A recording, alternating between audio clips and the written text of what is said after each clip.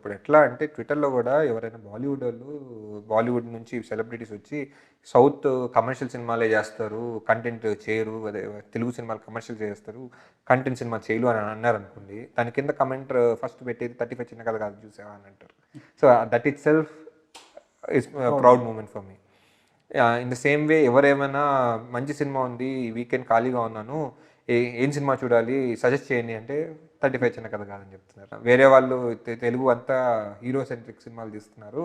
ఎవరు women centric సినిమాలు తెలుగులో ఆడవు, చేయవు అన్నప్పుడు మళ్ళీ దాని కింద 35 చిన్న కథగా చూసారా అని అడుగుతారు.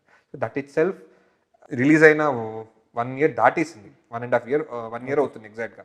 అయినా కూడా ఇప్పుడు కూడా మాట్లాడుతున్నాం 35 గురించి. So it will last longer అనేది ఇంకా ఇంకా 5 ఇయర్స్ వరకు కూడా మాట్లాడుకుంటారు.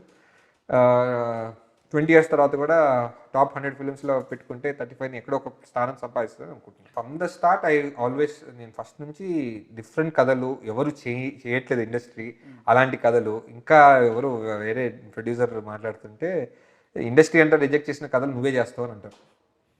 సో ఇండస్ట్రీ చుట్టూ అన్ని కథలు తిరిగి అన్ని పెద్ద పెద్ద బ్యానర్లన్నీ రిజెక్ట్ చేస్తే అది సృజన చేస్తారని ఇండస్ట్రీలో ఏదో చిన్న టాక్ అని ఎవరు అన్నారంట. సార్ అలా ఏం లేదు సార్, ఆ కథ బాగుంటే నేను చేస్తాను నిజంగా, అది కమర్షియల్గా వయబుల్లా కాదా అని ఆలోచించట్లేదు. ప్రాబబ్లీ నిజంగా నాకు అది రిలేటబుల్ అన్ని నేను అనుకున్నట్టు ఉంటే డెఫినెట్లీ ఐ డూ ఇట్ అండి. అది కమర్షియల్గా వర్కౌట్ అవుద్దా లేదా secondary. I believe in audience. ఒకసారి నిజంగా మంచి సినిమా చేస్తే ఆబ్వియస్లీ చూస్తారని ప్రూవ్ కూడా చేశారు 35 తోటి. సో అది ఇంకా ధైర్యం ఇచ్చింది. ఇంకా 35 లాంటి సినిమా ప్రాబబ్లీ కమర్షియల్గా సక్సెస్ రాలేదేమో కానీ నెక్స్ట్ టైం నుంచి ఆ కమర్షియల్ సక్సెస్ గ్యారంటీ వస్తుంది. ఓకే, బికాజ్ నా బ్యానర్ కంటూ ఒక బ్రాండ్ ఒకటి క్రియేట్ అయితే ఆటోమేటిక్గా ఇక్కడ నుంచి మంచి సినిమాలు వస్తాయి. ఇప్పుడు హాలీవుడ్లో A24 అని ఉంది. దాని అక్కడ నుంచి వచ్చే సినిమాలకి ఒక వాల్యూ, ఒక బ్రాండ్ ఉంటుంది. ఇది A24 సినిమా అంటే బాగానే ఉండొచ్చు. అది ఎప్పుడైతే క్రియేట్ అయిందో మనకంటూ ఒక ఆడియన్స్ వచ్చినప్పుడు మన కథలు నమ్మాలి. దాన్ని మెయింటైన్ చేయడం చాలా కష్టం. 35 లాంటి సక్సెస్ వచ్చిన తర్వాత దాన్ని నెక్స్ట్ చేసే సినిమాల మీదే కళ్ళు ఉంటుంది.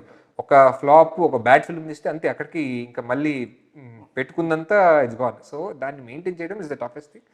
అది డెలివర్ చేయడం ఇస్ మోర్ ఇంపార్టెంట్. అందులో ఇస్ వాట్ ఐఎమ్ స్ట్రైవింగ్. 35 తర్వాత నేను నెక్స్ట్ చేసే 5 సినిమాల మీద చాలా కాన్సన్ట్రేట్ చేస్తున్నాను.